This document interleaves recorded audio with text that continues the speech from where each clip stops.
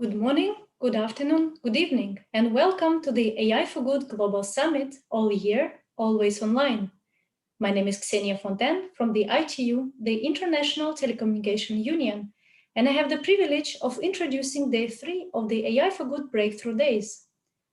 ITU is the United Nations Specialized Agency for Information and Communication Technologies, and we are also the organizer of the AI for Good Global Summit alongside X Prize Foundation and in partnership with 36 UN sister agencies, ACM and Switzerland, our co-convener.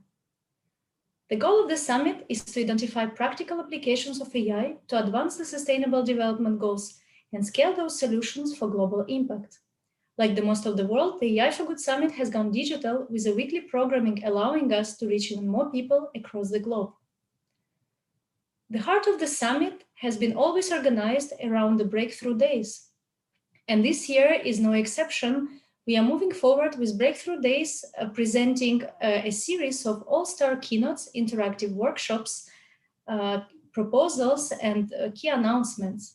And of course, we are counting on your participation to create a very engaging discussions. Before I introduce today's moderator, let me go over quickly some housekeeping rules. If you wish to ask a question, please use the Q&A tab. The moderator will select and read out the questions to the audience. And I have the first challenge for you.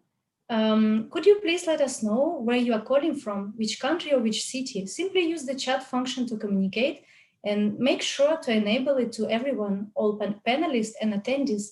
And let me do it first. So I'm calling from Geneva. And we have participants calling from Los Angeles, Lisbon, Geneva, Tunis, Buenos Aires, Iraq, India, Hong Kong, Mexico. Fantastic, welcome everyone.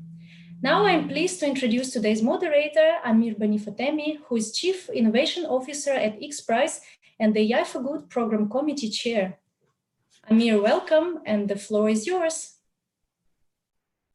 Thank you very much, Xenia, for this presentation. And it's my pleasure to welcome all of you to day 3 AI for Good Days. We have a very interesting program for you today, and it's my pleasure to introduce the first keynote speakers of today. Let me introduce and share with you the biography of Emmanuel Faber, who is our first keynote. Emmanuel Faber is the chairman and CEO of Danone. Under his vision and leadership, Danone is today a global food company and the world's leader in dairy and plant-based food. Danone North America is the largest B corporation in the world today. Emmanuel Faber is strongly committed to promote innovative and inclusive business model. In 2005, he supervised the first social business experiment conducted in Bangladesh with Grameen Bank and the creation of Danone communities in close collaboration with the 2006 Nobel Prize winner Mohammed Yunus. Since 2019, Emmanuel Faber spearheads the business for inclusive growth called B4IG, launched in August 2019 in connection with the G7 leaders. B4IG is a first of its kind coalition of 40 leading global companies and partners committed to tackling inequalities and promoting inclusive growth, sponsored by the French President Emmanuel Macron and coordinated with the OECD. In parallel, Emmanuel Faber actively contributes to building a global business movement for biodiversity. As such, launched in 2019 at the United Nations Climate Action Summit in New York, the One Planet Business for Biodiversity Coalition, which he co-leads with the World Business Council for Sustainable Development, gathers 19 leading companies joining forces to step up alternative farming practices and protect biodiversity for the benefit of people and planet. Please join me to welcome Emmanuel Faber.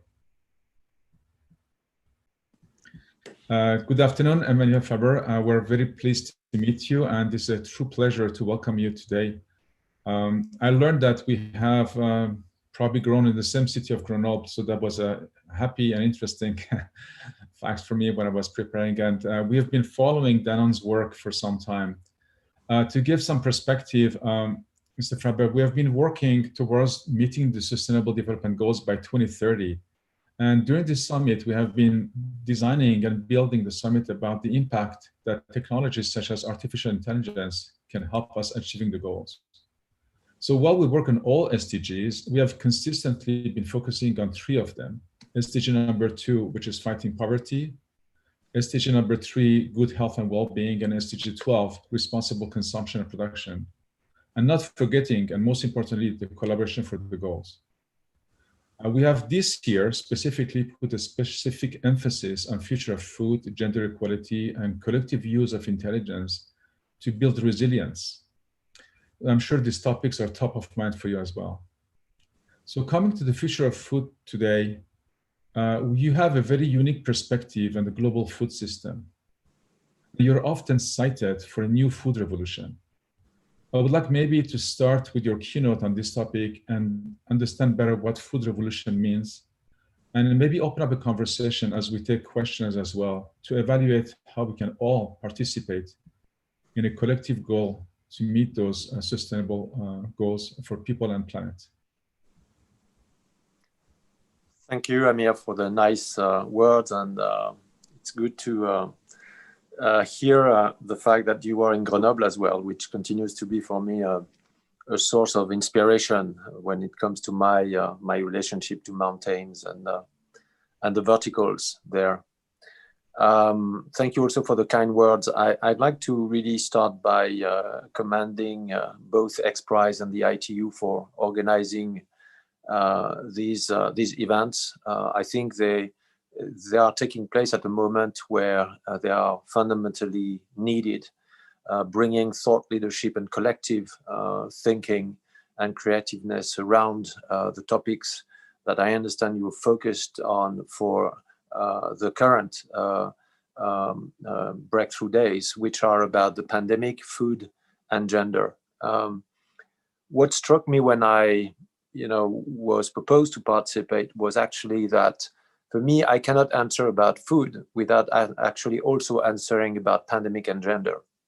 And so I think that this triangle of topics that nourish the SDGs, as you just said, are fundamentals for the discussion. So maybe let me elaborate, and you will see through this what I think we mean when we speak about the food revolution, which certainly has been accelerated by the current pandemic. I'll start by saying that when it comes to the pandemic, there are many ways to look at it, basically. You can say, that's a crisis. We are going to constrain supply through confinement, but also to constrain demand. And the day we reopen, it will restart again. And there are many political leaders, obviously, that are eager to make sure that economy restarts and to make sure that the social crisis, the democracy crisis, will be avoided by a quick restart. I think, unfortunately, that it's unlikely to be and to create resilience, because there is I think another way of looking at it. The reason this virus has been in touch with us is also related to the way we live and the way we've been producing our food for so many years. You could think about, thousands of years ago, probably, and hundreds of years ago, actually, where some local habitats would be containing viruses that our species is not prepared to face, but they would remain somewhere in the forest or in the deep wildness where we are not. But two things happen. First of all, we cut trees to grow massive monocropping agriculture all around the world. That has basically reduced the natural habitats for these forms of life that we are not used to and accustomed to. The second is that we have gathered in cities. So today, 60% of humankind live in only 2% of the surface of the planet, which means that when something happens there, it happens to a lot of people because of the density. So that's the first reason why we were in contact with this virus and that it became a problem locally. But then it became a bigger problem, and actually a global problem, because the virus traveled with our technology. It traveled with our ways of life, taking the trains and the suburbs, and certainly the ships and the airplanes that we're using ourselves. So this pandemic is really something that is related to the way we live, to the way we've organized ourselves, basically not considering nature as being fundamentally an ally, but either neutral to it or destroying it. I think if you think about this and now turn to the second point, which is central to our discussion today, food, the same applies. We are only relying now for the whole of humankind on 6 species of plants for 75% of our total calorie intake.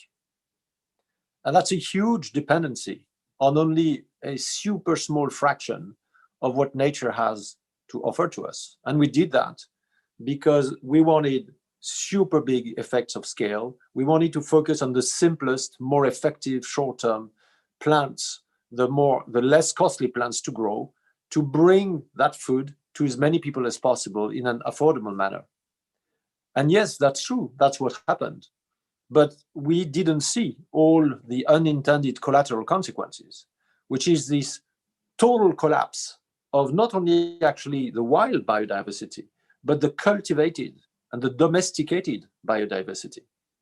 There are studies in the US that show that within the whole, I think 9 or 10 million population of cows, if you look at their DNA, they all track down, 99% of them track down to only 2 individuals, not even speaking about species here, but individuals that were super strong bulls of the 70s. And through artificial insemination, they gave birth not to traditionally what was like 100, but 100,000 of descendants.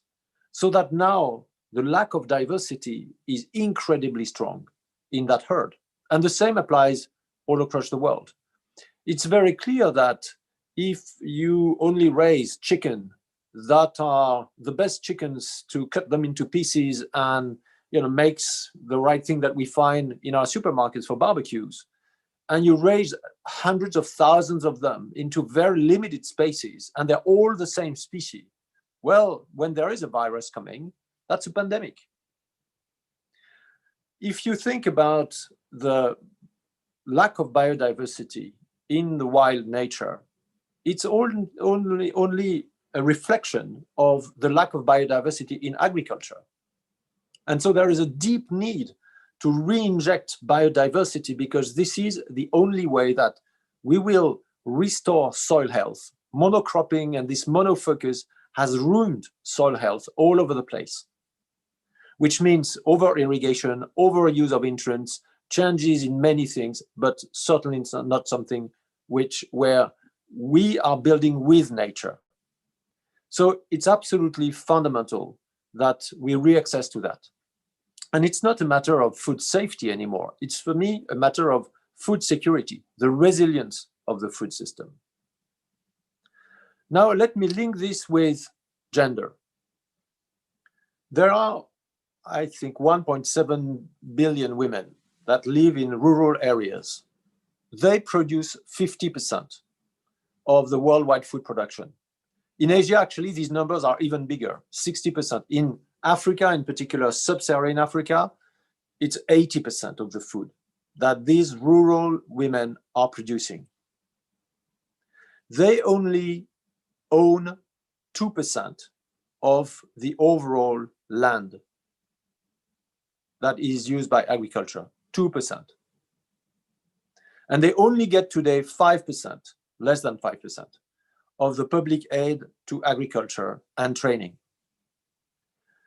Now, if you think about food security, there are obvious studies that show that in sub-Saharan African countries, if you would swap the role of a man and the role of a woman on an arable land and a farm, you would increase productivity by 20%. If you would reduce the amount of time that women are cooking or going out to find wood because of deforestation, more and more time that they need, like 3-4 hours a day.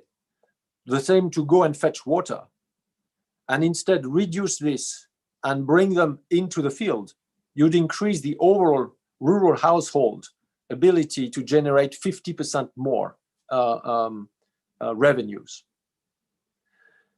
And we shouldn't think about these 1.7 billion women as in any way going to be reduced, as in OECD countries where, you know, agriculture workforce has reduced to be only a fraction of the total population. Because in sub-Saharan Africa, as well as in India, there will be hundreds of millions more rural population in 20 years from now than today.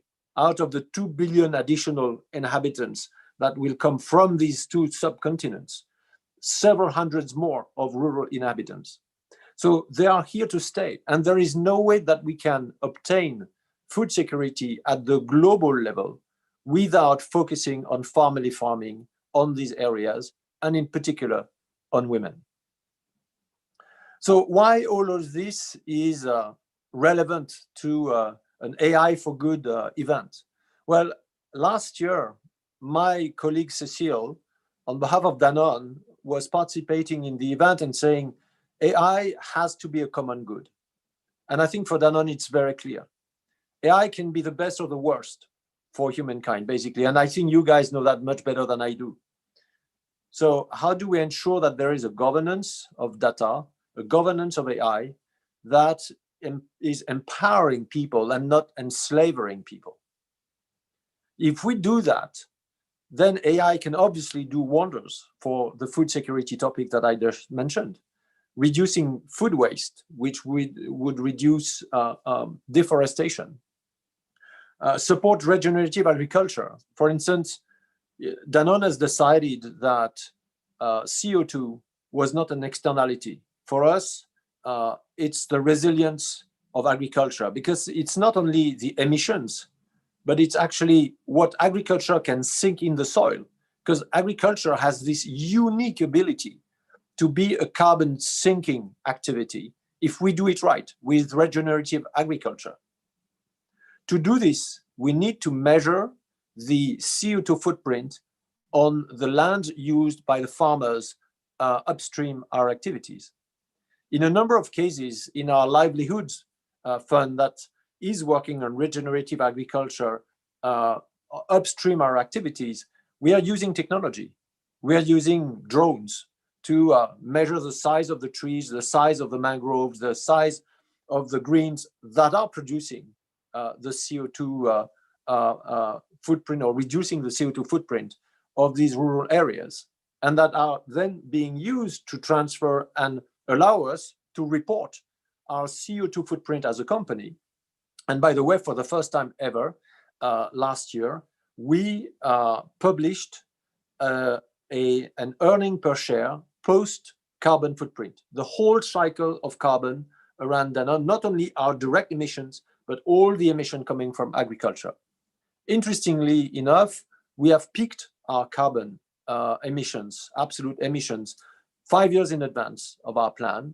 And now it means that with this carbon charge, accounting charge, going down instead of going up, the earning per share of Danone post-carbon will grow faster than the earning per share of Danone according to the international gaps.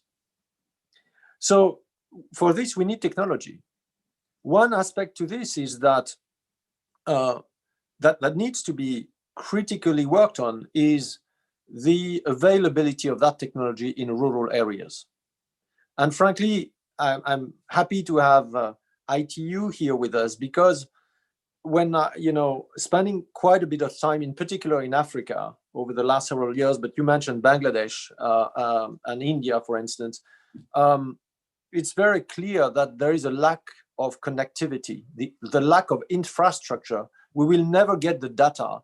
If you think about what tech and AI in particular could help when it comes to index insurance on weather, weather forecasts, market price dynamics for farmers that would avoid them to, go and travel for 2 days to the market and not being able to realize the price that they wanted to realize.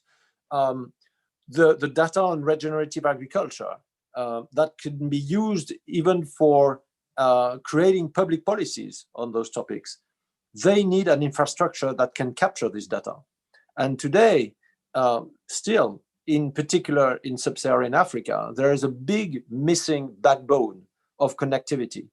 Whether these are the optic fibers or the satellite systems, I think there is an urgency that, in particular, the Broadband Commission, where there is ITU and UNESCO together for sustainable development, is actually ensuring that funds are being directed to create the infrastructure in these all rural areas where these family farmers are producing 50% of the world production of food, and they need the connectivity to have access to the data that will bring and nourish the AI systems.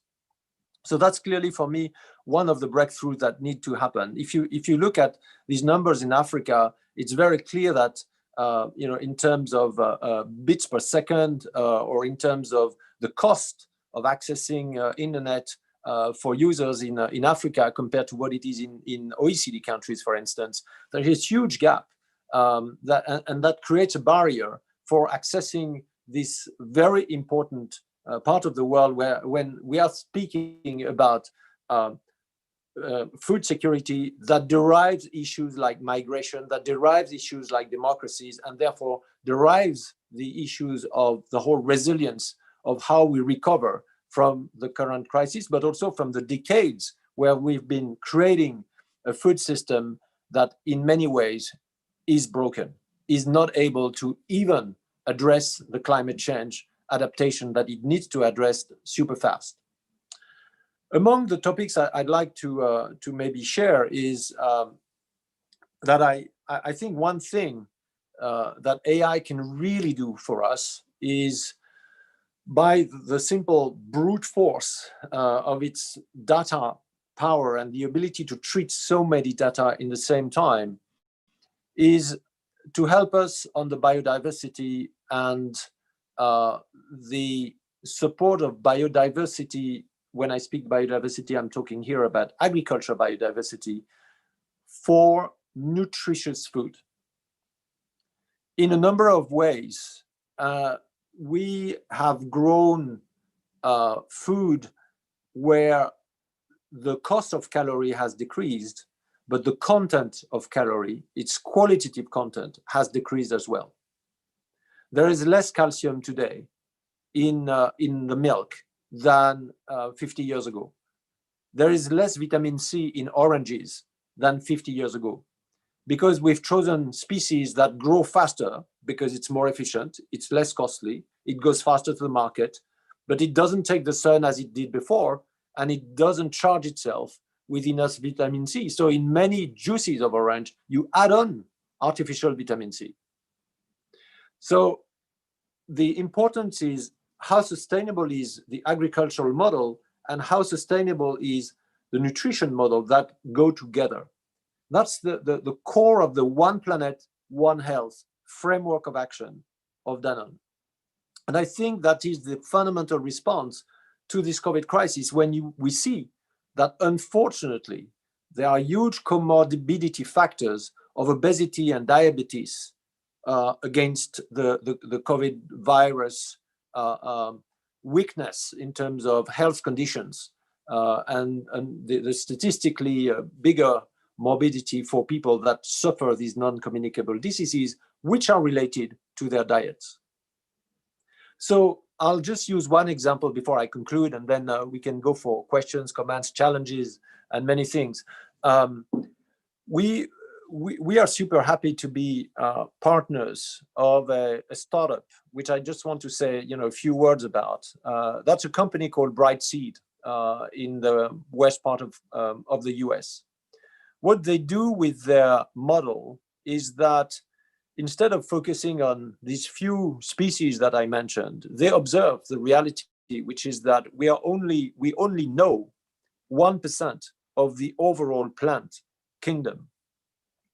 So their system, which they call forager for good reasons, is basically exploring super fast, super deep, the 99% that we don't know. On the other side, that's the planet side. On the other side, on the health side, they have scanned with data entirely new ways of understanding the metabolics of human health and the relation between this human condition, health condition, and diets. And where the real power of thing is when you connect both, because they are able to find new applications, new nutritious benefits to plants that exist. And they're also able to map on the needs, nutrition needs, plants that we have no idea about in terms of agriculture, and that are therefore discovered as a potential solution for the future. So a small startup like this one is leveraging the power of AI to create the biodiversity in the fields that we need to address tomorrow the challenges of food, which for me are not about quantities. It's really about making sure that the right food is at the right place. I don't think, and if I'm back for 1 second in my conclusion about AI, I don't think we should look at AI from the top. You know, we, I don't know who is we, but we, the elite, control AI and are basically, you know, giving it or selling it or renting it to the people for their good. We feed the world. No, I don't think large multinational companies like mine feed the world. I think people feed themselves, and we are here to serve them. And that's the whole theme of the food revolution. The food revolution is that people realize that in many ways they have delegated to large brands, large banners, hypermarkets, the responsibility to provide them safe, diverse, nutritious, affordable food. And suddenly they discover that this model has limits, that we are hurting some of its limits: climate, agriculture, irrigation, many things. And therefore people are back to, I want to be sovereign. I want my food sovereignty. That is what they're claiming. In a way, they're claiming that what the UN has called the right to food, they want that. And the choice is for us to serve that revolution or to resist it. No, I want to stay in control. Or, okay, I'm going to see how I can serve you. That's a totally different attitude. And it leads me to my very final word, which I think that it's high time to relocalize the food system.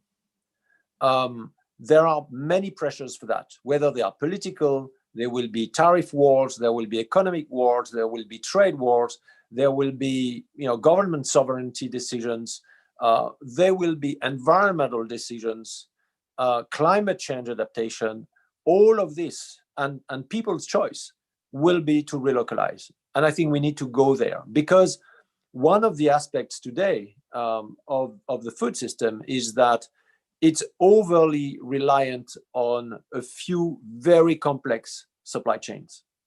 And if there is one problem there, there will be a problem everywhere. So the food sovereignty and resilience will come from the fact that local food traditions should be seen, the diets, the recipes, the ways of cooking in all these different regions of the world locally, as a treasure that we should continue to nourish, because it is creating the diversity that will make the system resistant. Because if there is a problem somewhere, there won't be a problem everywhere. And I'm back to square one with this pandemic. And the fact that it is local will mean as well that it will be nourished and backed by an agricultural model that will precisely fit what environmentally the planet is able to deliver locally. So it's not the end of exchange, it's not the end of the trade, but it's restarting from the base that local is fundamental. And I think the same should apply to AI in my mind, and I'm ready to discuss that with you. Thank you for your attention. Thanks for inviting me. Thank you very much, Emmanuel, for this insightful ideas and also the vision that you portrayed. I'd like to talk about three different aspects of what you shared with us. One is you talk about sovereignty of food. In your mind, this sovereignty, is it to be left to governments, to organizations, or to the individual? And if it has to be left to the individuals, what are the ingredients and the mechanics and the frameworks that needs to be in place so that everyone is well informed, able to participate in the decisions around the food system and the flow of nutrition from one place to another, benefit from the global economy, and also not be left out with social injustice related to everything that you mentioned. So is there a framework or a set of guidelines that you have in mind that could help bring sovereignty to the lowest granular level that we can afford to have? Thanks for the question, Amir. I think it's got to be at the individual level. And basically, that is what you see, frankly, all around the world. The food revolution I'm talking about is not only the one from an elite that can afford buying organic food in natural channels. And yes, that is there, but it's way, way beyond that. It's interesting to see that there are the same patterns for the millennials and even more the Gen Z generation. The pattern when it comes to food topics is much more common in Indonesia, Mexico, Russia, the US, and some European countries than it is in each of these countries with their parents and their grandparents. But what happens is with these young people is that as they're masters of social media, they create social norms. So when we transition, and we have to transition out of a too much animal protein-based diets overall, in particular in the developed quote unquote world. We have to transition out of that and be more flexible. We know that for the planet boundaries, for the planetary diets, they are dragging this because they speak to their friends and to their families and they convince, and they are militants. So they change things, they make things happen without the government, without the large companies. They operate on their own and they choose what they want to choose.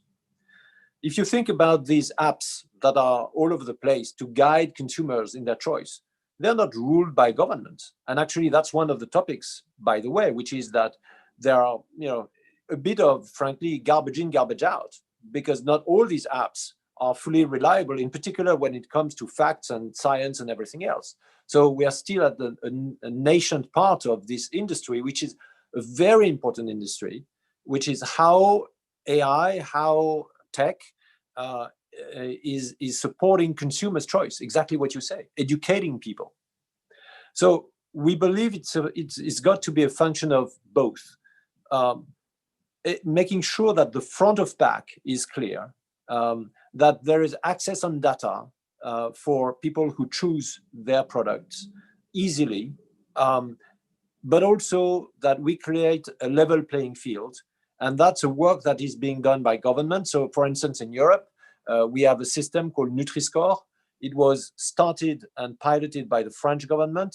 Danone was the first company to, in our fresh dairy and plant-based business, to start it with Alpro and Danone brands and a number of others.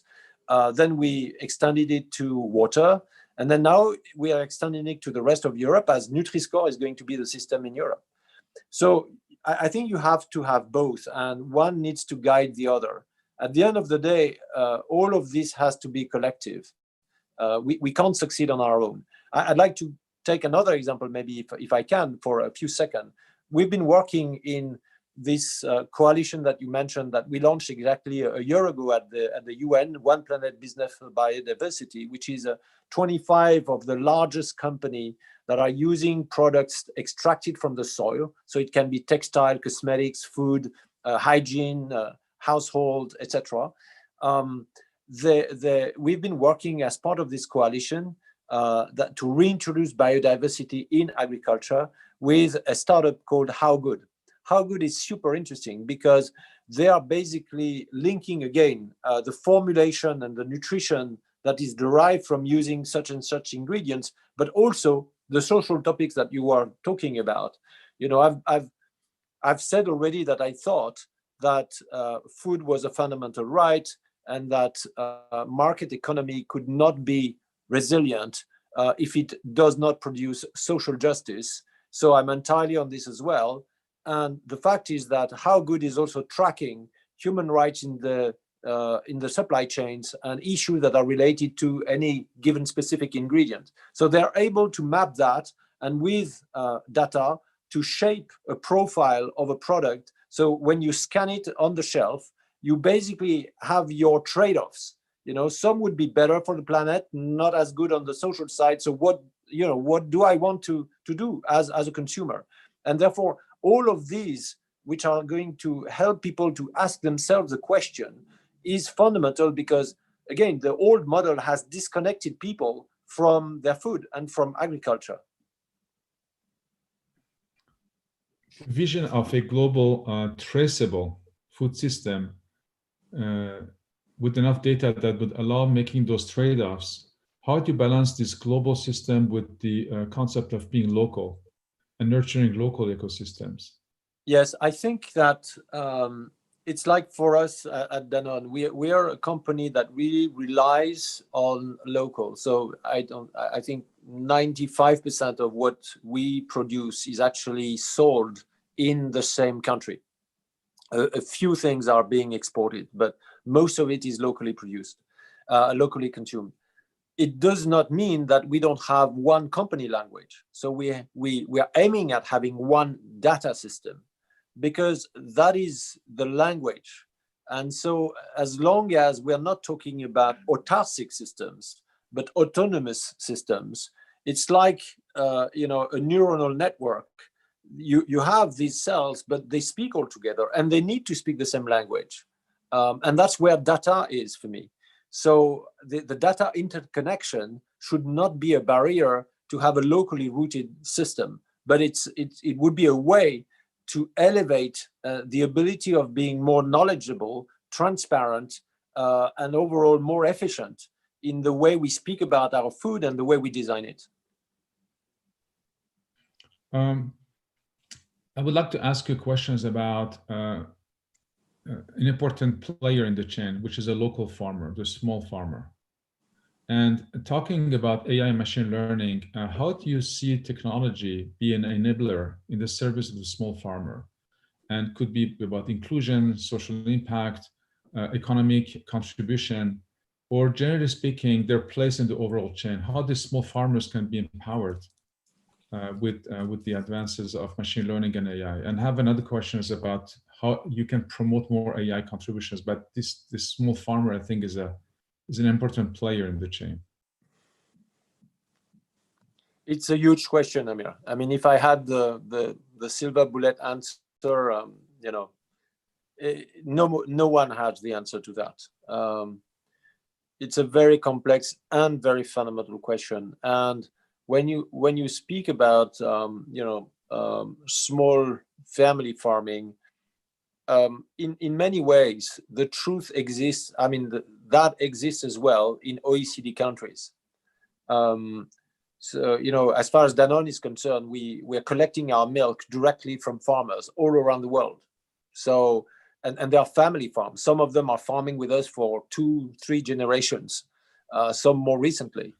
And it's like, a rotation every week or twice a week, we're visiting them. So we know in our own industry, there are so many others, but we know the reality of the family farming, whether that's in Africa or again in Ukraine or Russia or UK, whatever, US and Argentina, etc. The fact is that there is evidence that these people are incredibly, I insist, knowledgeable, willing to learn, change, and improve. I've been so impressed. But then the question is not so much the technology. I remember a discussion I had, and I think with Mohamed Yunus, who started Grameen Bank, and we've been pioneers together in Bangladesh on this small locally produced fortified yogurt that was sold in the villages with a super small factory that we had built in the northern part of Bangladesh. When the mobile phone technology was launched, I think in 2000 or something in Bangladesh, people immediately mentioned, oh, well, that's a great technology for the elite in Dhaka and Chittagong and a couple of other big cities. But Yunus came and he said, well, give me the license, give me one license, and I will make it work for people that are in the villages, the 60,000 villages of Bangladesh. And people laughed and said, ha, ha, ha, they don't even know how to read and count. So, well, he said, if their living, will rely on the fact that they're able to read the 10 figures, the 10 digits that are going to be there, I can tell you in 1 week, they will learn the digits and they will know how to put the numbers, etc. And they started Grameen Phone like this, by having Grameen ladies being renting second by second, minute by minute, these phones to the rest of their villagers connected with solar panels for recharging the battery. And indeed, these illiterate women became business people that were just trading time on the phones. And I've seen that with my own eyes, visiting all these villages. And that changed the lives of these people. And I was, talking about the connectivity in Africa because I saw the same there. You all know M-Pesa, the money transfer system on mobile in Kenya that was started by DFID, by Vodafone, by many people, Safaricom, and the government and others. It's incredible because it just changed the way people were using money and made things so much safer and so easier for farmers to be connected to their bank instead of having to travel one way or the other to the midtown, etc., etc. So we should never think about these farmers as being people that need our help. I mean, frankly, I don't think they do. We saw in Araku Valley in India, people just by reorganizing their the footprint of their 1 hectare, growing trees undercover and plants undercover and starting new things, they generated for themselves just by the hard work and being prepared to change their agricultural practices to bring significant cost down and revenue up. The question is, do we get infrastructures, multilateral aid, government money for these farmers or not? I was mentioning the fact that women would only get 5%, not even 5%, whereas they are like 80% of the workforce in Africa of the public aid for agriculture. But the reality is that there is very little public aid for farming, family farming in Africa. You find public aid, I mean international aid from the French AFD or KfW in Germany, DFID, USAID for bigger things. But when it really comes about going deep in the communities and offering training, it's a whole theory of change that is so difficult to track that no one is actually putting the money where it should be. And so I think, again, I don't have any magic thing, because it really starts from considering that these people are autonomous, they know what they're prepared to change, to improve themselves, they need support. I can't say more than this. I mean, I could be much longer on this. I'm conscious I'm probably too long, so I'll stop here. We'll come back to that. We have a lot of questions, so I would like to take a few questions from the Q&A section to be able to at least get some of these interesting questions presented to you, and we'll try short questions and short answers, and yep. Some of them. So let's just read some of them for you. The first one is that, do you see, and you answered that somehow a little bit earlier, but do you see potential for blockchain solutions in traceability of food, organic pesticides, free, etc.? And do consumers want more information on where the food comes from and work processes is used? So the super short answer to these questions is yes and yes. I can elaborate more, but that's what it is. I think that blockchain will take a lot of time, but who knows how technology can actually be hyperbolic. But yes, it's definitely part of what transparency can bring, and people will want and will need, and we all need more transparency. Another question is that, do you consider, and also is Danone looking into, AI and robotics and vertical farming to reduce strain on natural environment and localize the food supply chain? Yes, we are.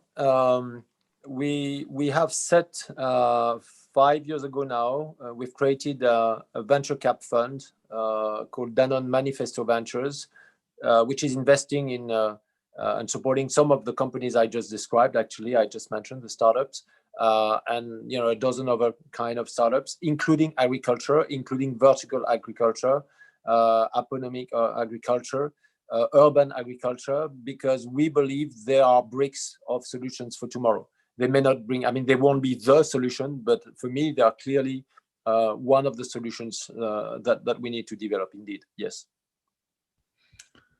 Thank you. Another interesting question, which is, what is your personal view about the dairy industry's impact on global emissions currently? And what is your framework for seeking solutions? Yeah. So couple of things here, and I'll try to be very short. One is agriculture accounts for the same CO2 emissions net than the whole of industry. The difference is that agriculture can sink carbon back in the soil, and we need to come up with solutions like this. The second is that, of course, dairy has a carbon footprint that is high, but there are many ways to improve it, in particular nutrition. Cows are ruminants, and if you give them the compounds of soy that have become the totally non-biodiverse kind of nutrition for cows today, they emit a lot of methane. If you give them linseed and grass, you can divide by 5 the carbon emissions or the methane emissions of cows, simply because they are built to eat grass, not grounds of compounds of soy and maize, etc. So the nutrition is critical, and we are back to the question of diversity. The third aspect is that we believe that people will need to become flexitarians, and we are pushing hard. We are the largest plant-based alternative to dairy business in the world. We acquired White Wave, Silk in the US, Alpro in Europe, and a number of other brands 4 years ago. It's been a mega deal for us. But we know that we need to shift and support people shifting their diets. Is that going to be the end of dairy? My simple answer is no, because there is no way in the next 30 years that there will be farming without raising animals. For many, many reasons, that does not fly. So it's got to be a totally different kind of raising animals and taking care of animals, but there will be animal farming for a long, long time. That will need to be reinvented in the way we deal with that. Super interesting, and I think we don't necessarily have the vision that you have and the knowledge about the length of time that it takes to transform habits or farming or agriculture. Talking about agriculture, there's a questions about, in your opinion, and also it seems that one of the biggest challenges of using AI in agriculture is the lack of technological training and digital skills. And while we don't necessarily have to have everybody be trained, how can we overcome that challenge? Wow. If the question is clear. It's a complex decision for a guy that does yogurt. I'm not an expert in AI and digital, so but in many ways, yes, I think it's back to what I said about training. I mean, I don't think that, put it this way, no one would be using AI based applications. I mean, I'm using Spotify, And Spotify is bringing me new lists of music every week that are better because I'm training without even knowing it, this app. And so I don't think that the farmers need to be super involved in AI and tech. They need to have apps that are allowing them to be the right interconnection with the big AI system that's behind. But I'm sorry, it's like a general answer. Well, I think that's an important one because from the industry perspective, you want to simplify usage of technology and not making it super difficult. And Yes. We have been using this term of problem owners versus problem solvers. Yes. And if the problems are well identified and to the core, it's easier to align engineers, scientists, and technology providers to help with those problems. Like we don't always have this well framed out. I'm going to go to two more questions briefly. The next question is that, are there any initiatives Danone is undertaking to support women's health and economic empowerment so they can get financial backing, credit, and support from investors to increase their chance of being truly sustainable entrepreneurs and not subsidized?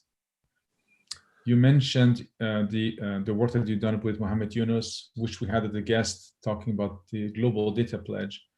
But borrowing from that experience and your overall experience, how do you see empowering women, and specifically women in the farming industry or in the food system? Yes, well, I'll give you an answer to this in the sense that we have created 10 years ago an endowment fund taking profits from the business with the support of our shareholders to work on capacity building for the most vulnerable members of the broader job ecosystem of Danone. So around Danone, not our employees, but the people in the farms, the scavengers in the landfills, the street vendors in Mexico or Buenos Aires, etc.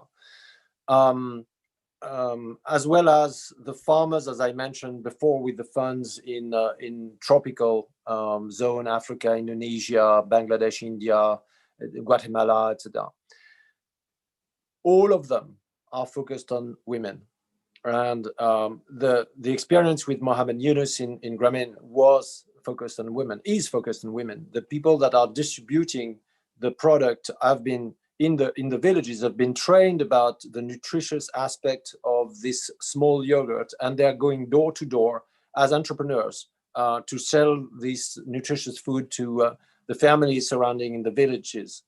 So empowering women to bring them economic autonomy has been the driver behind the effort that for the last 10, 15 years we've been doing to work on the food ecosystem around Danone.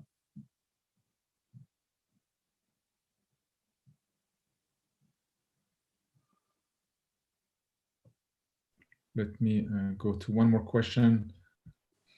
This one is about the role of harmful pesticides on agriculture, not only in developed nations, but also developing countries that have been known to be cancer-causing. And how is the model taking that into account if we really want to focus on food security, since they have all interlinked and have tremendous impact on the biofood chain across the environment? You did mention that in your presentation. Is there any short takeaway or quick soundbite answer that we can have a good understanding of this topic? Yes, it's a complex topic in terms of transition, but let me say the following. We have only focused on a few plants, and within a few plants, a few species, varieties and species, because we felt they were bringing the best yields efficiently. That led to, as I just said, monocropping all over the place. So we have basically decided that we would not look at nature-based solution. There are many ways of getting away from most pesticides by changing the seeds that you're using, by mixing what we call toxicoecology and socioecology, which is that if you put plants together, they are protecting each other against pests. It's very clear between, for instance, carrot and leek. Put them together, they protect each other in the soil and out of the soil. So that's a very simple example, but there are thousands of such examples. So what needs to happen is that governments need to stop subsidizing the use of chemical entrants and start subsidizing agricultural practices that are regenerative, that are recreating soil health, because the plants would be more powerful if there were more natural nutrients in the soil and forever, not because you bring another cycle of nitrogen with artificial nitrogen being involved there, because we've been ruining the soil by taking the carbon out of it. So it's a whole system. If you go to agroecological systems and regenerative agriculture, you will not need by far the quantity of pesticides that are being used today. Can we go entirely out of pesticides? I don't know, but so much that we can avoid, that I think that's absolutely where we should be going. Thank you. A very clear answer. I'd like to ask an important question. I'm trying to be clear when I ask this question. You mentioned you have a fund and an endowment, and you're investing into not only startup but also initiatives. If you had the power today to, or imagine that you would be investing in not only technology, AI is one of them, for the common good, and balance common good and economic growth, and knowing that the best investments are the ones that are supported by other investors and governments to make them sustainable and continued sustainability, what would you invest in today? You cannot ask me this question, Amir. I mean, it's an impossible question to answer because there are so much if and given that and etc. What I would certainly say is that at least on AI. I truly believe in the power of collective. That's the only thing I should say. The power of collective. Because none of the difficult problems that we've been talking for and that you are addressing with these days have been solved by the market, by economy, the private sector. None of them has been solved by government. None have been solved by NGOs. Otherwise, you would not be discussing them. They would be solved. So it's very clear for me that the solution has got to be a collective, coalitions, basically. So that's one. And whatever the topics we've been discussing, none of that can Danone do it alone? No, absolutely not. We need to work with many others. And the second aspect I would bring is the diversity of coalitions. But I would also say, for me, I would invest in the diversity of AI systems and making sure that, maybe it's a challenge for all the community around this discussion. The worst thing for me that could happen to humankind is that AI is actually standardizing through data the languages that we're using. And if you standardize the language, you are sterilizing the thought, because the language creates the thought. So how can you ensure that you design a system that accepts diversity, that accepts exceptions, that accept to be self-disrupted? Because that's the only way to maintain it in the service of life. So if I was going to invest in one aspect of it, that's the one, because I haven't seen it cracked, and I'm sure it has not. But that's for me an underlying topic that if AI is successful, say 10 years from now, if we do not embed that ability to respect diversity, then we run a big risk of having the unique thought because everyone's thinking with the same language. So, I'll give it that back to you, and I'm prepared to invest in systems that would prevent that from happening. Thank you very much for this answer. And I know it was not an easy question because it's very large and has multiple layers into it. But I was hoping that you were talking about a collaboration. We talked about SDG 17, which is the collaboration for the goals. Yeah, absolutely. And that's one way and one framework to use. But I think you highlighted beautifully the need to be respecting diversity, traditions, languages, and understanding, and connecting all together. And I think this is a strong invitation for many to listen to this conclusion that you made, which I think is very powerful because it sums it up. And I think the future is about collective and collaborations and coalitions and joining forces to make a better sustainable life. And I think we have been very inspired by you today. And thank you so much for your insight. I would be delighted. Thank you so much. And I think everyone has been extremely happy to be attending this. And by the way, we have been on YouTube and Facebook Live as well. So many other people are watching this live. Great. As well. And Thank you for inviting me, to Amir. join me to thank you, Emmanuel. Thank you so much. My pleasure. Thank you very much. Thank you, Amir. Thanks. Be well, everyone. Bye. I think you would probably agree that this was a very insightful keynote and talk and conversation. And this is a good foundation for now to invite our dear friend and one of the pillars of AI for Good, Francesca Rossi, that has been with us since the beginning of AI for Good Summit since 2017. For those who don't know Francesca, let me introduce her briefly. She's an IBM fellow and the IBM AI Ethics Global Leader. And prior to joining IBM, she was a professor of computer science at the University of Padova in Italy. As far as her research interest goes, Francesca is focusing on AI in general, but specifically on constraint reasoning, preferences, multi-agent systems, computational social choices, and collective decision-making. We just talked about collective with Emmanuel. I think collective decision-making is a very important topic. She's also interested in ethical issues in the development and behavior of AI systems, and in particular for decision support systems, for group decision-making. Again, we have this group concept that it seems to be foundational. On these topics alone, she has published over 200 scientific articles in journals and conferences proceedings and book chapters. She's a fellow of many associations. It's too many to name. Of course, the Worldwide Association of AI, the European Association of AI, fellow of the Future of Life, an advisor on Future of Life Institute, the deputy director of the Levenhulme Center.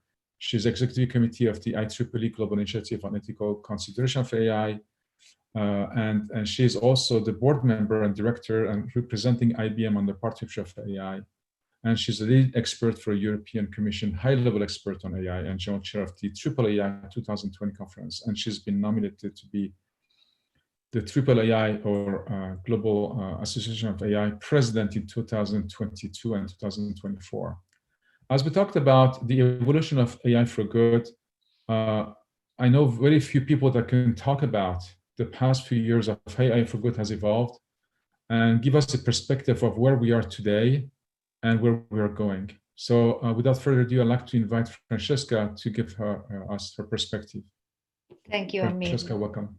Thanks. Thank you, Amir. Thank you for inviting me to give my perspective of how we got here and what we need to do to move forward. Let me share my screen.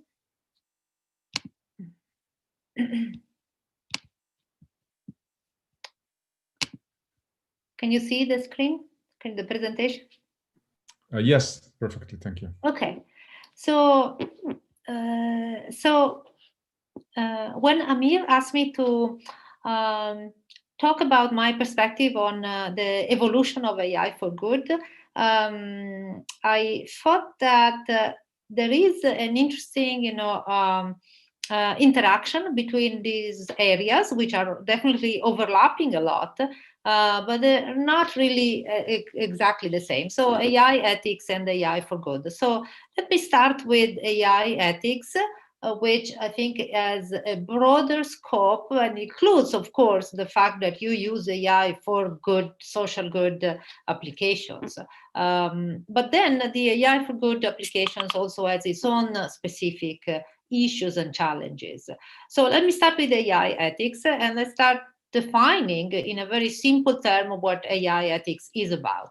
So AI ethics is a very multidisciplinary field of study, not just experts of AI, but also experts in many other disciplines, especially in social sciences like sociologists, psychologists, philosophers, economists, and even policymakers and so on.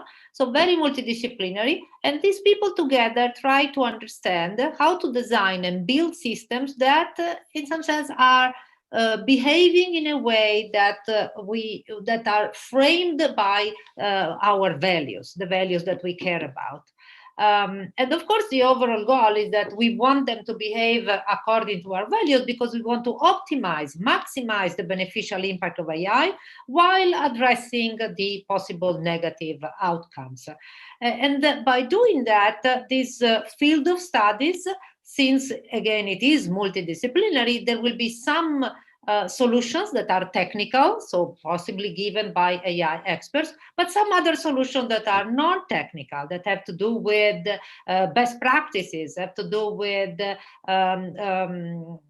standards, have to do with lessons learned, guidelines, and so on. So things that are beyond the technical solutions. And how come this field of AI ethics came about? Why we need AI ethics and not just the ethics of technology in general? So let me refer this to what is specific to AI in this field of AI ethics.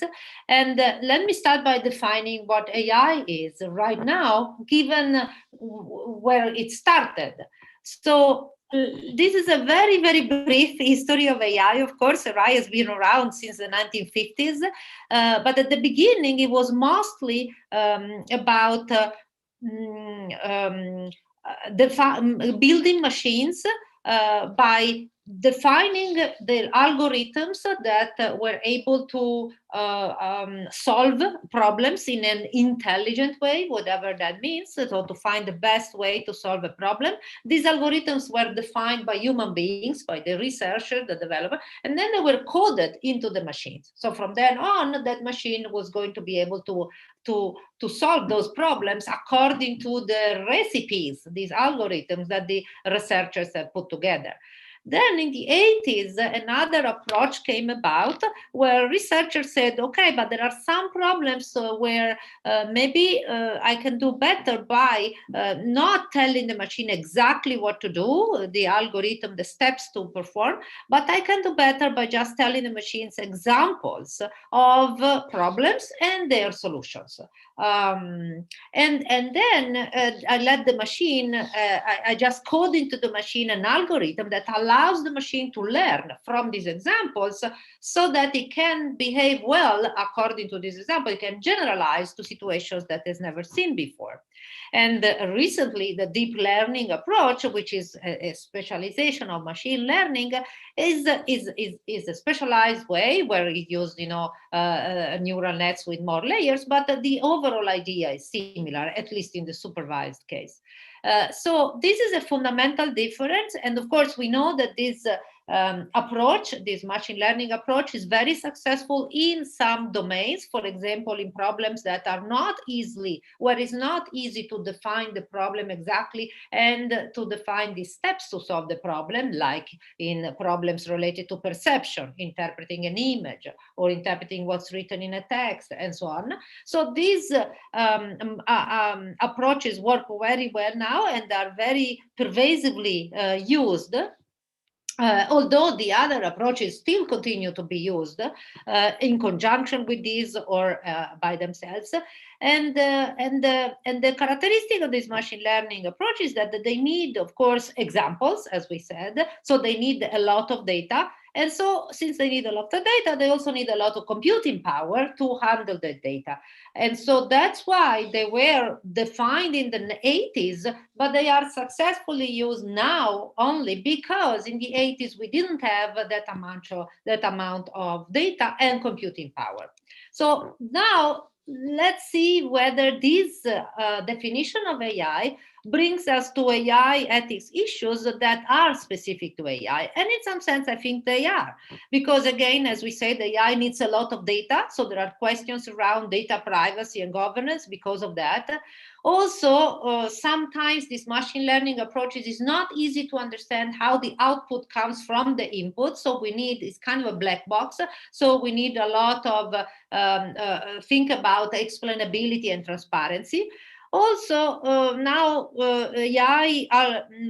AI techniques now with these additional perception capabilities can achieve by themselves, can get to decisions, autonomous or in form of recommendations to be given to a human being. So there are questions about whether by making this decision, this system actually follow our values.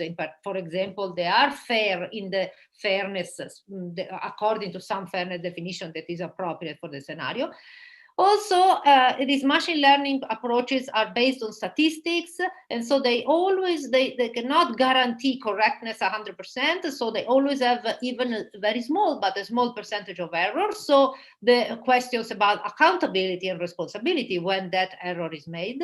And also AI can infer from this data, can infer our preferences and possibly use our preferences in some way. So there are issues about human and moral agency. And finally, AI, compared to other technologies, is very fast at being, widely spread and pervasive in our society. So there are issues about the impact of AI on society and on jobs. So that's why, more or less, this designs the whole space of the AI ethics issues that are the main ones that people consider in this area of AI ethics, that are exactly the ones that I said in my previous slide. So now, how did we get here? How did we get to put together this framework for AI ethics with these multidisciplinary studies and so on? So let me start from where I think this overall endeavor started, from my personal point of view, at least.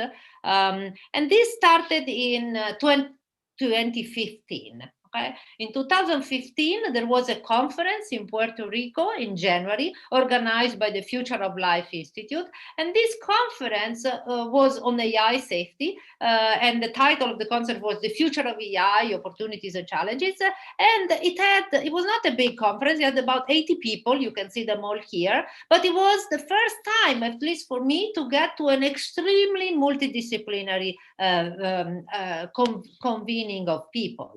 There were AI people, from academia, from other research centers. There were philosophers, there were psychologists, there were lawyers, there were entrepreneurs, there were science fiction writers, so extremely interdisciplinary to understand what the future of AI should be in a way that is as beneficial as possible. And attached to this conference, there was also a publication of an open letter on research issues about robust and beneficial AI, an open letter that is still on the web, on the website of the Future Life Institute, that has been signed by many, many thousands of people, AI experts and none.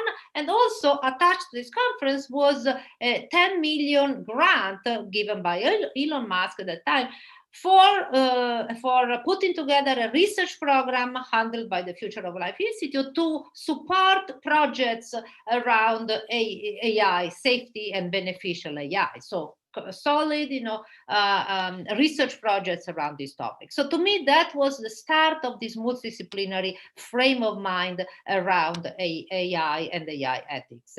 And then the next step was also organized by the same entity. This was 2 years later, but I don't want to say that nothing happened in those 2 years, many other events, but this was also another milestone in my view.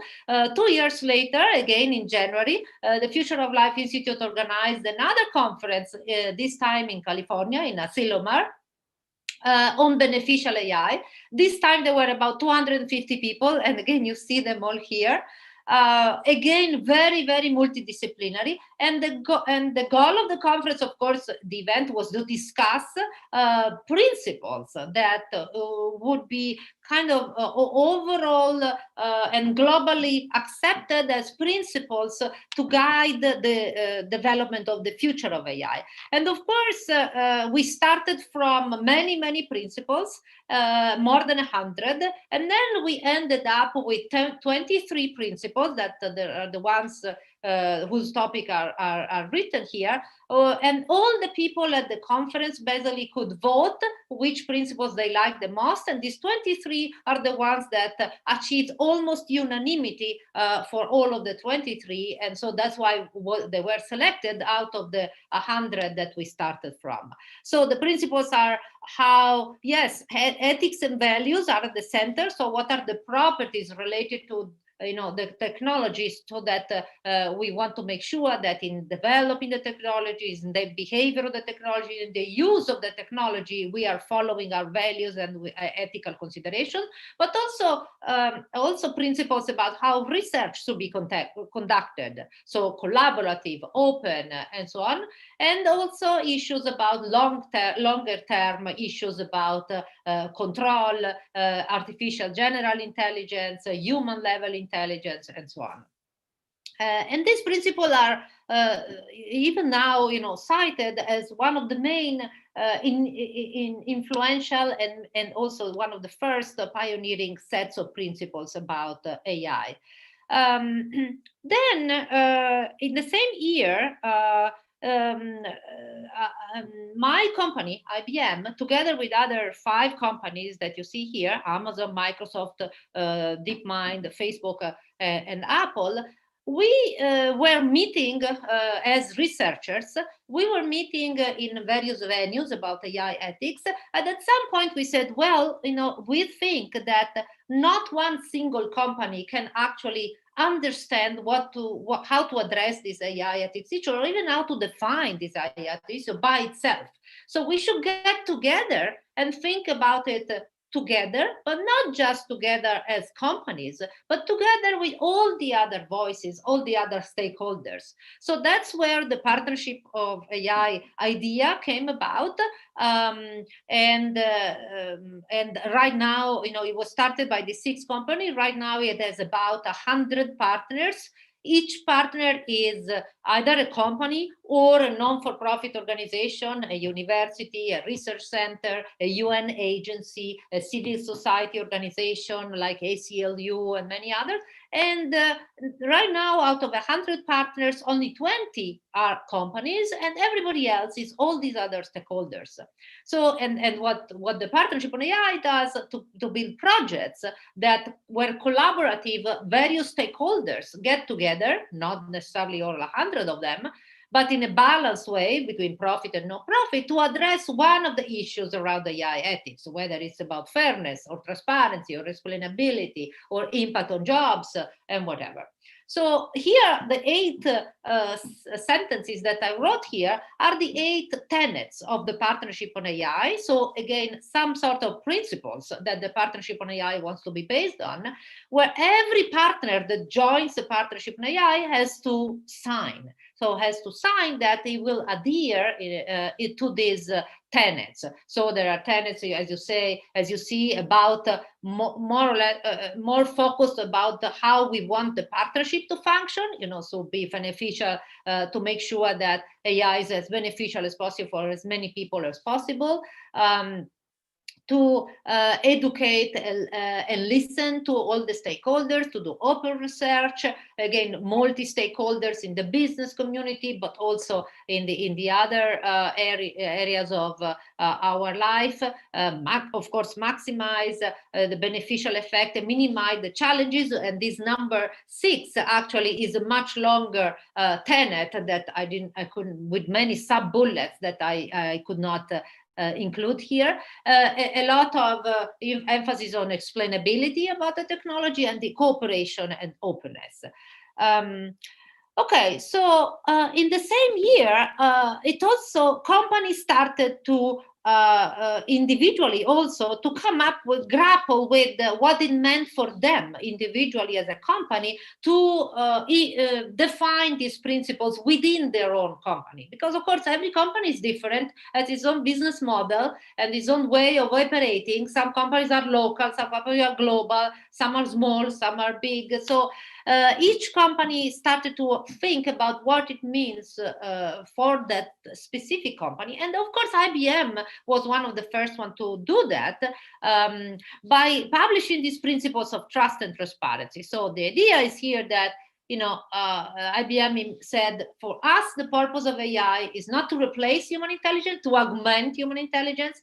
And this is also because we deliver AI to other companies. So we are going to deliver AI to support the decision-making of professionals in these other companies. Then a principle is about data and insight that belong to their creators, and we are not reusing them for other projects or other clients. And then about transparency and explainability, which is very important, even if you are supporting human decisions, because of course, to build an effective human machine team, you need transparency and explainability. But this principle also said that trust, the notion of trust was introduced. So we said, okay, but what does it mean to trust an AI system? Well, it means we spelled it out in those 4 pillars: fairness, robustness, explainability, and transparency. So here in 2017, we laid out the initial framework or initial frame of mind around our approach to AI ethics. And also many other companies also try to understand individually what it meant for them.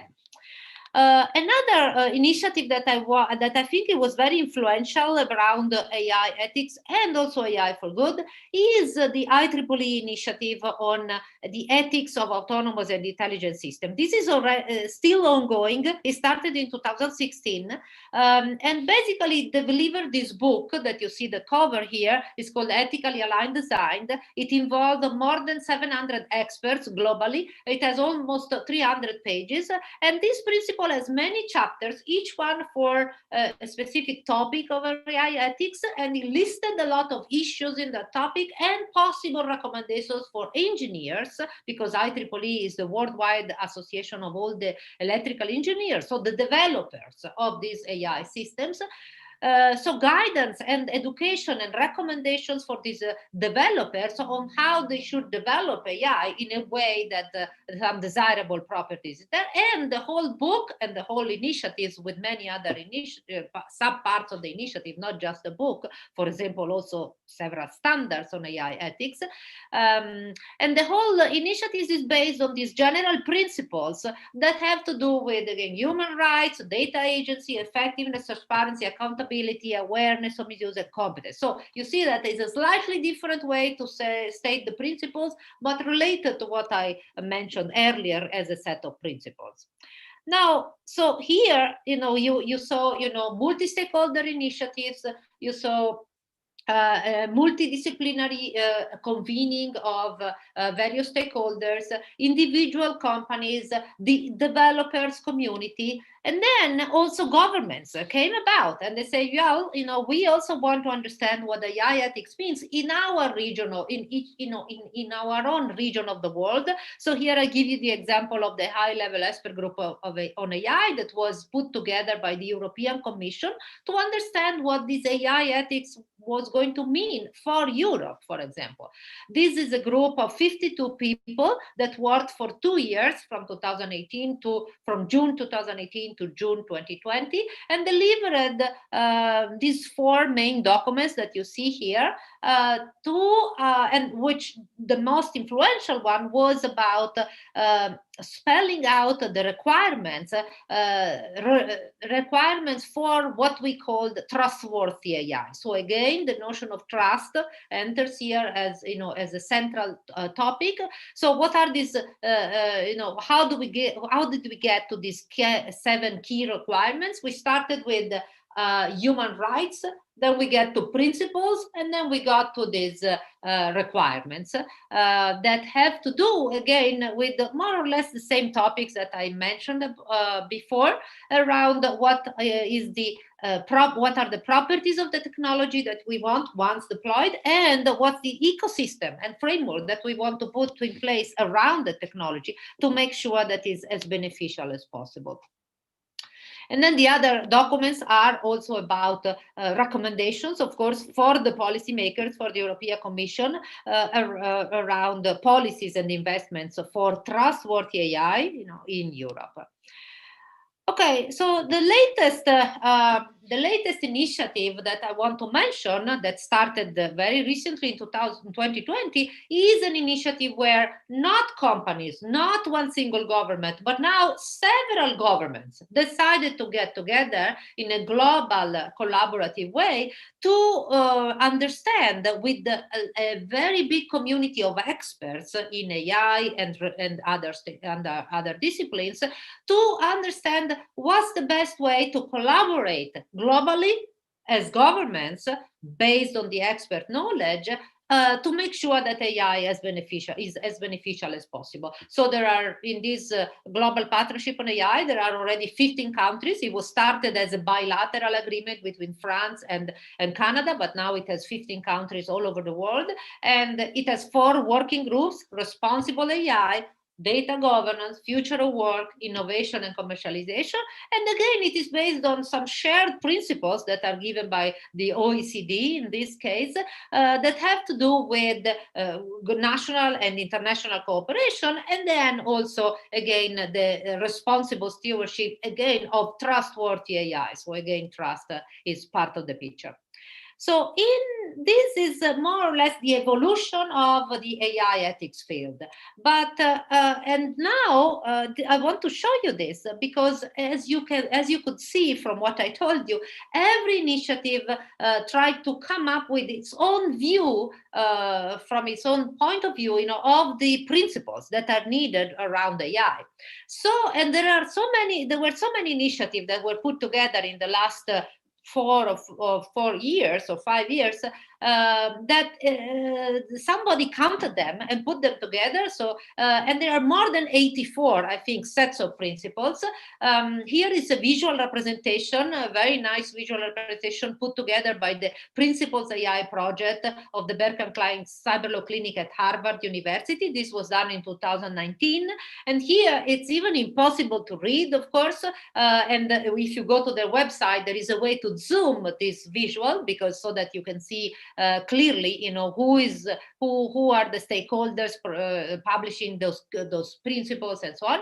And here the main actors here are private sectors, intergovernmental, multi-stakeholder, government, civil societies, all these that I mentioned before, just giving you a few examples.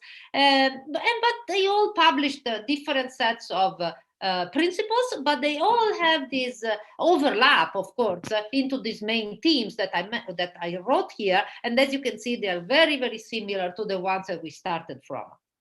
So now, of course, why did I want to show you this list of principles, visualization of the list of principles? Because, of course, yes, now governments have this principle, companies have their principles, multi-stakeholder organizations have their principles, and so on. Now it's time to go from the principles to the practice.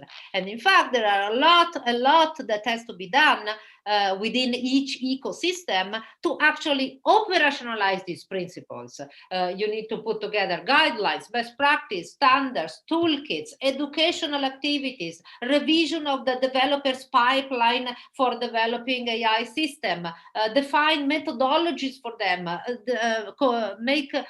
incentivize adoption of that methodology, put together the governance inside the company that can oversee these all activities. So this is all needed within each ecosystem to make sure that these principles that do not remain principles but are operationalized. And of course, it has to be done again in a multi-stakeholder and multidisciplinary approach.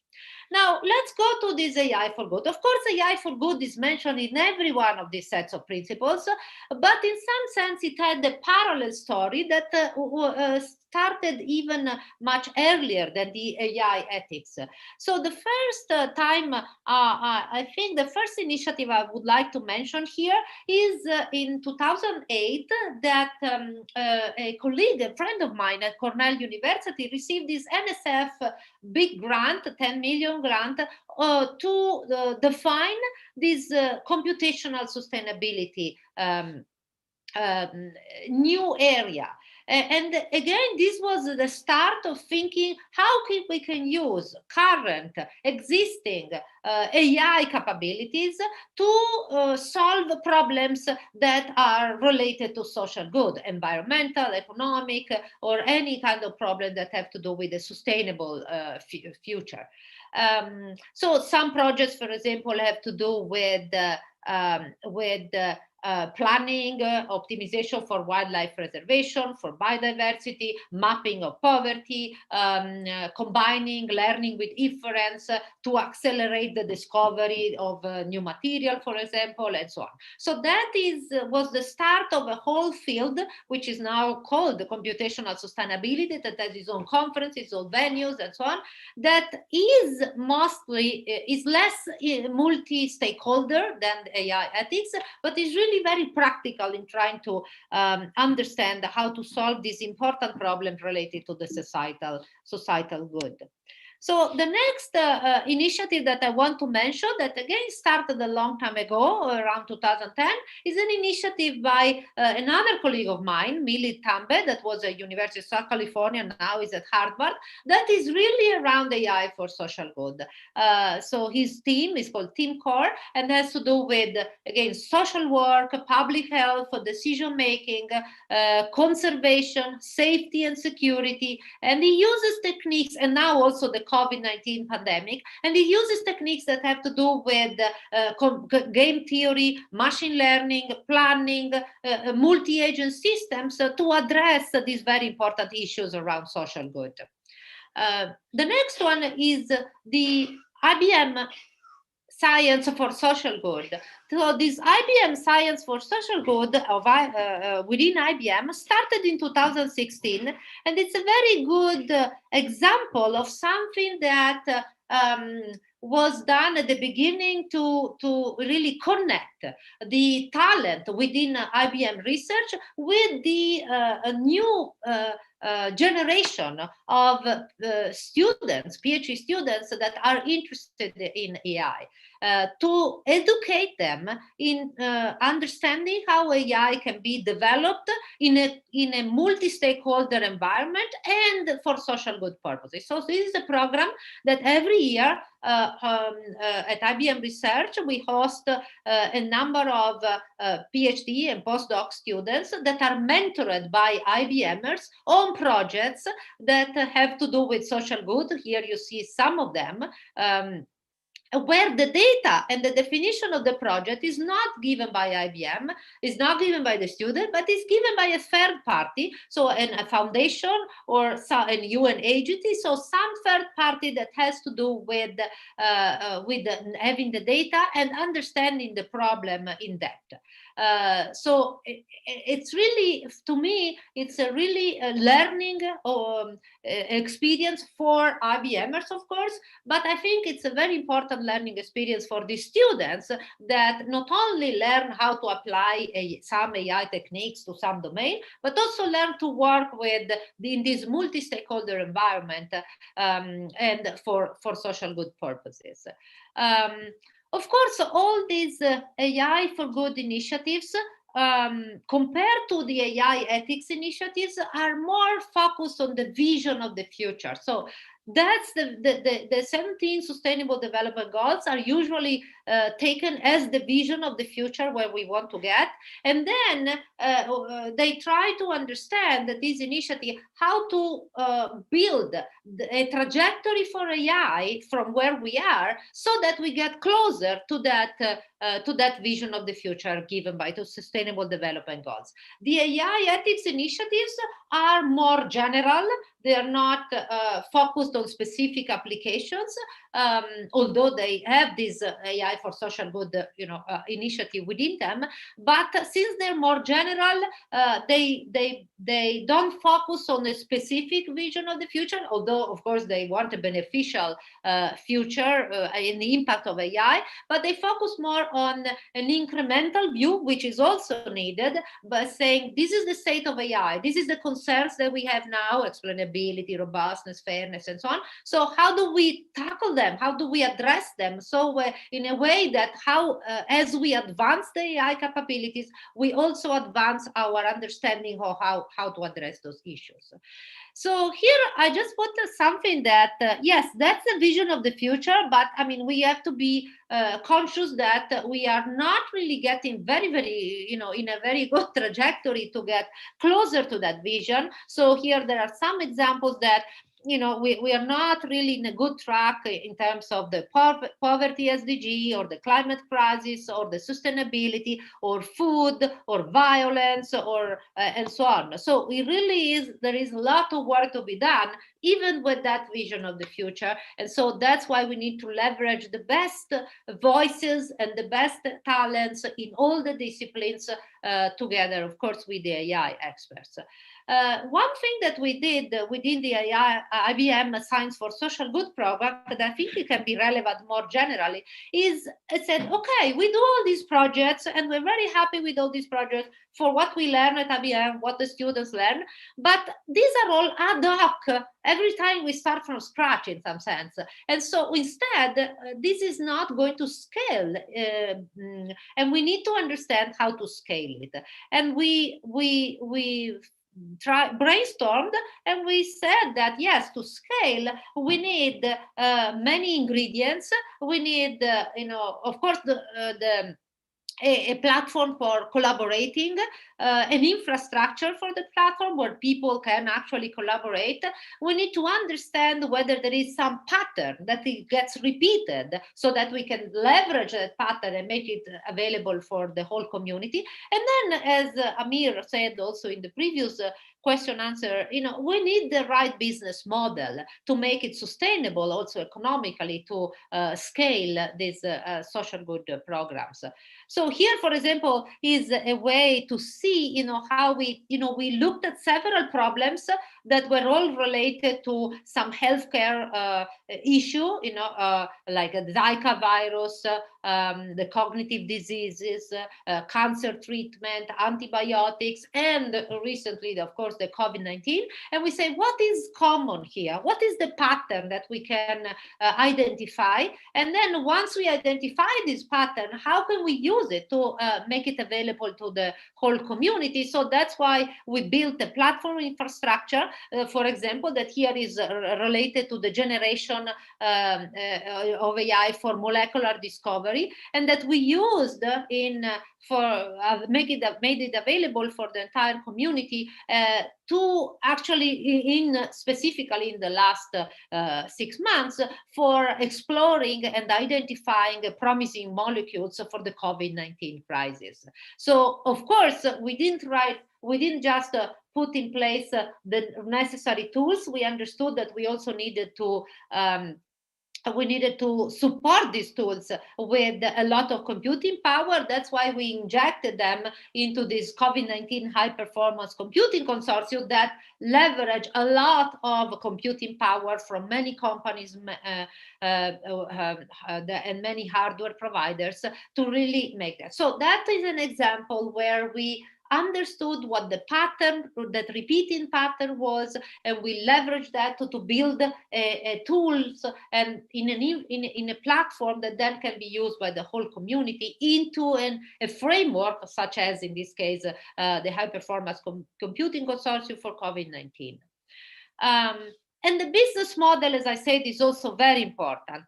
We need to understand what is needed for making the AI for good business model being sustainable. Of course, we need the funders of the stakeholders' voices. We need, of course, the problem solvers and the technology experts, but also we need the domain experts. And this is, I think, is very much in line with what this forum, the summit, has tried to do over the years, starting in 2017. So the overall goal, as you know, was to connect as Amir says many times, the problem solvers, so the AI experts, and the problem owners, so the UN agencies, or those that are on the ground and understand really the problems and the features of the problems to be solved and have the data that can help specify the problem.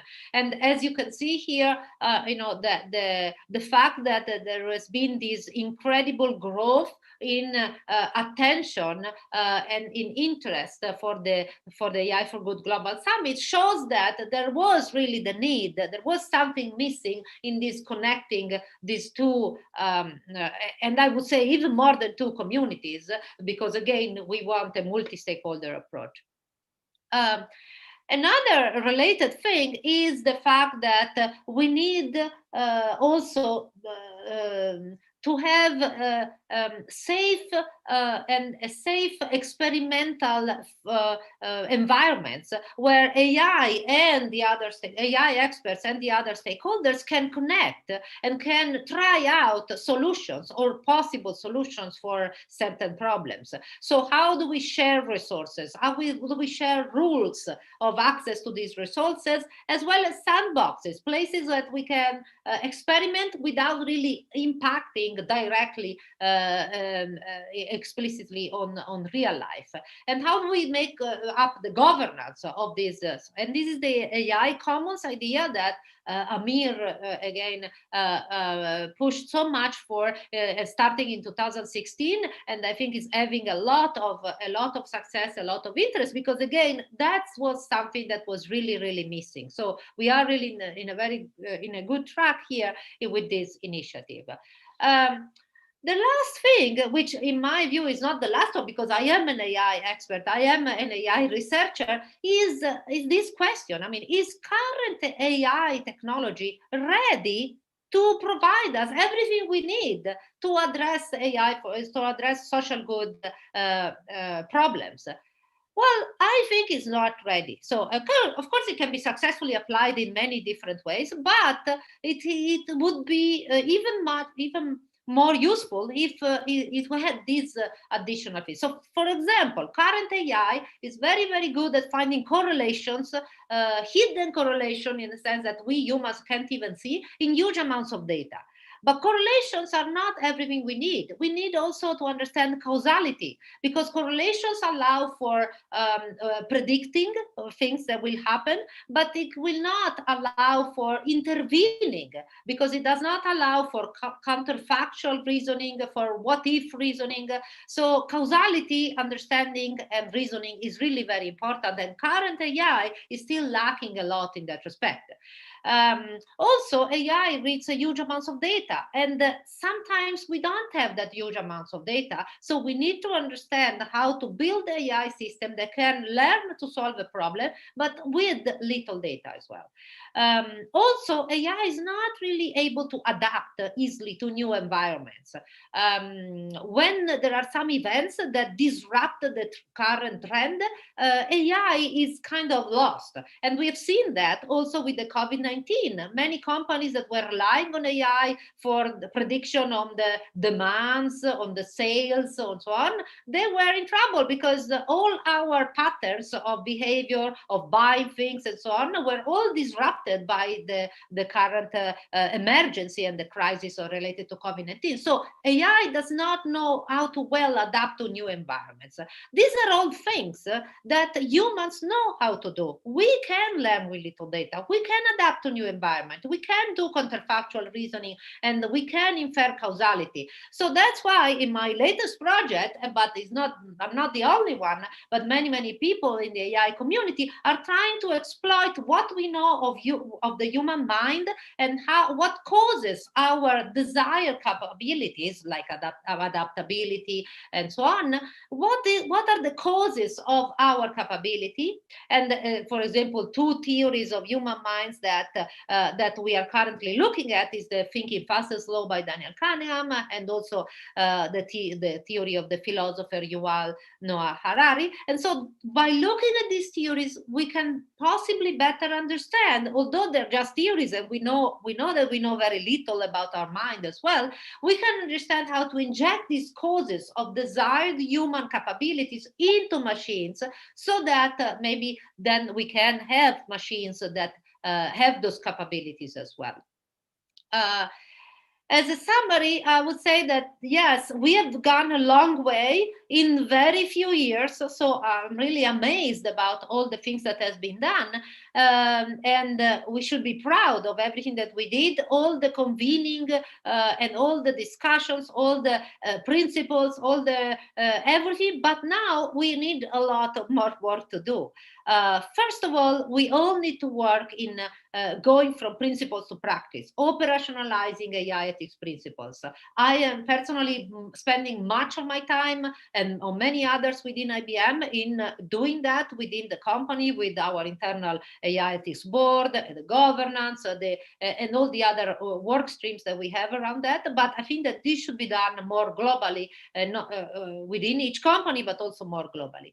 Also, we have to work and connect these two approaches. The approach that says, let's advance AI and address the challenges that we see on the way, and the other approach that says, let's look at the vision of the future and let's try to kind of reverse engineer how we want AI to get to that future. The third one, again, understand much better how to make this AI for good programs to scale. So how to define platforms, patterns, platform, business models, and so on to scale. How to share data, models, and solutions. So the AI Commons is one initial approach, but we need a lot more work in that space. Again, how to make these business models sustainable. And then again, the last thing that I mentioned, how to advance AI to support those capabilities that are really needed in addressing in the best way the social good problems. So causality, adaptability, data challenges, and so on. So I will stop here and I'll welcome any questions. Thank you so much, Francesca. I think this is a wonderful overview of just 5 years of a whole industry and ecosystem, and probably there is like the iceberg, right? Probably there is a lot more that have happened globally in many countries that we have not seen. We have a little bit, a few more minutes to basically go to some questions, and I would like to, if you agree with that, I have more questions myself, but I want to just basically pay tribute to the audience, and if we can go very quick answers so we can get more of them answered as well. So let me read some of them quickly. One question is that could you translate the ethics framework to a specific context, for instance, climate? Yeah, so that is something that I mean, there are some initiatives related to specific social good issues like climate, poverty, or medical emergencies, healthcare, and so on. But I think that we need to do more about these sectorial, and problem-specific frameworks. Yes, there are initiatives that think specifically about one problem, but I agree that we need to do a lot more in defining what are the challenges in that particular issue around the social good. So I think that that's another dimension that I should add, more problem-specific frameworks. So the similar questions that came up, and you answered, I think, part of that, which is how do you consider the ethics of AI potential impact on broader planetary health? But I would like to add specifically on gender as well, because gender is one of the topics of this year. So how these principles and these AI potential impact on health and gender could be understood. Yeah, so in fact, I mean, as you know, I'm part of the putting together this gender equity track at this summit, and I was amazed to see about all the project proposals that we received about all the possible dimensions and kind of solutions around the gender equity in AI and in general in society through AI. And I think that there are so many dimensions, and I saw so many technical solutions, but also non-technical solutions. So guidelines, best practices, education. For example, I think there is one project about recommendations and educations for judges in the judicial system around gender equity. Then there are other ones about data sharing about gender issues. So there are so many dimensions, and I hope that even the project that we did not select, because we had to select 3 of them, that I hope that all of them can be made visible and exposed to the whole community, so that they can be picked up possibly and also scaled. Because again, one other issue that we said about those projects, that we hope that by exposing them to this AI for Good community, they can actually be scaled much more. I would like to ask 2 more questions very briefly because they seem important. One of them comes and the formulation is the following. It looks like there is quite a bit of room for interpretation and scope to selectively apply those principles on the partnership on AI, or the general ethical principles and the tenets or the principles from the future of life. How do you make sure that they are fit for purpose and drive desired behaviors? Yeah, so as I said, the principles are usually, all these principles are very high level, okay?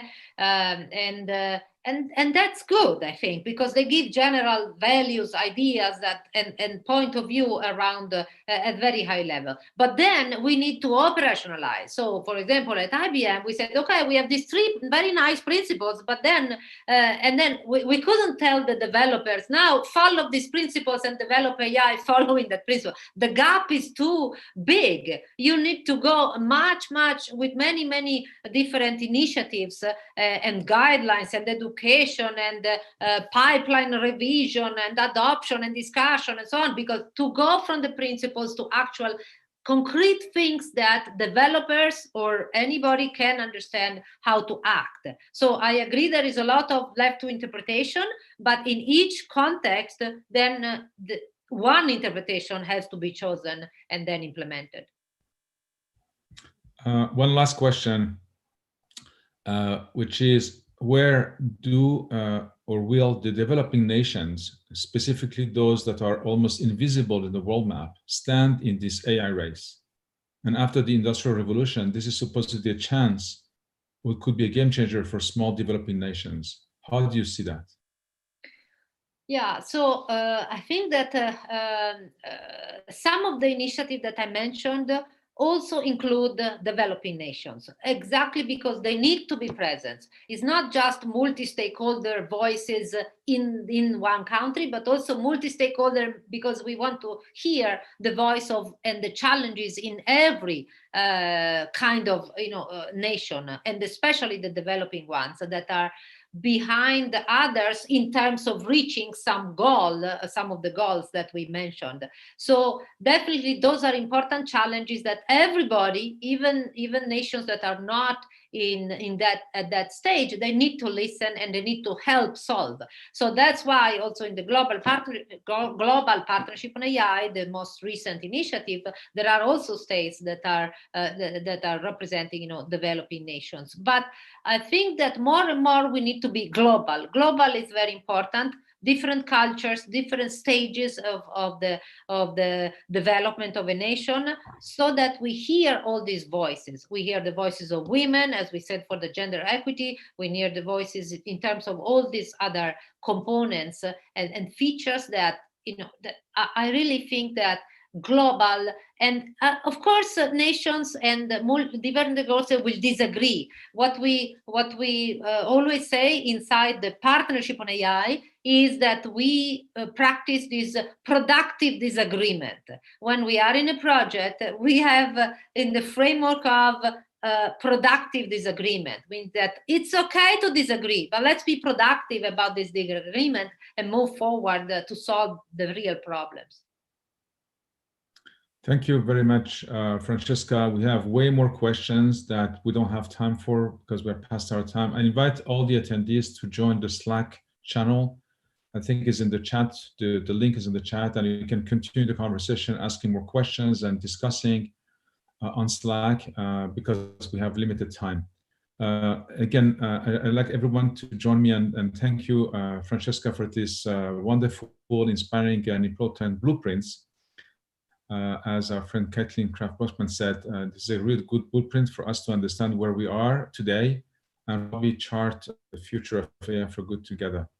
You'll all see Francesca again in the next few days. We'll have the food track with some results that are coming out of that, but also on the 30th, we have a few announcements and result of these few days that Francesca will be with us as well to present. Thank you, Amir. Thank you all. Thank you for giving me the opportunity to address this audience. And wish you best of luck for the current edition, but also for the future of the AI for Good Summit.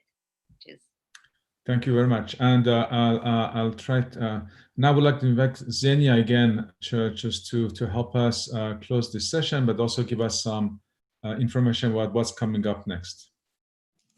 Thank you very much, Amir, and thank you for all your great questions, and of course our speakers for all your insights. I would like to invite our audience to join us to the workshops that will happen right after this session. And right now on your screens, you can see the schedule. So we have 3 workshops in parallel: gender equity workshop that will take place in 5 minutes. Then we have future of food starting in around 20 minutes. And we have the pandemic intelligence workshop starting in around 35 minutes. If you would like to join us for these workshops, please register on our website, or if you already registered and participated yesterday, your connection link is still available and will be available tomorrow as well. So I would like to thank once again all our sponsors, partners, and Switzerland for your continuing support. Thank you, everyone, and I hope to see you after this break.